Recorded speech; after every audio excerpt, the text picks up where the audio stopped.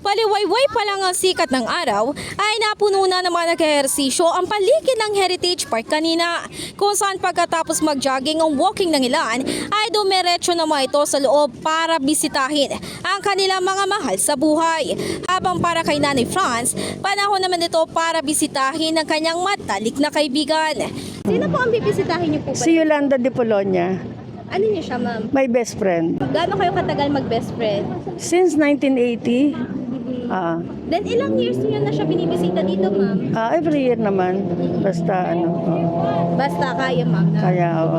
Sa kabilang banda, maaga ring nagpunta sina Ate Merlinda at Ate Maria sa nasabing parke. Ito hindi para bumisita pero para magtinda ng mga bulaklak habang day off sila sa kantina kanilang pinagtatrabahuan. Bale, ma'am, yung isang bulaklak, magkano po ang May 150, 250, 450. kapag itong maganda na 450 50, yes. Yes po.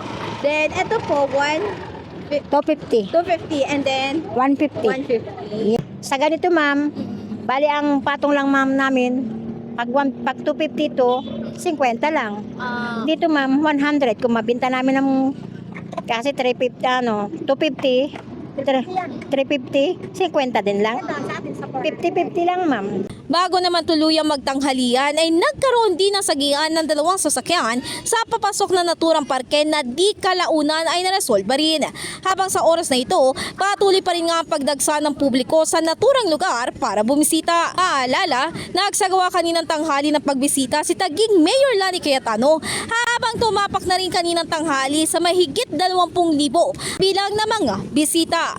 In the heart of changing lives, ito si Brigada Ann Cortas ng 105.1 Brigada News FM Manila, The Music News Authority.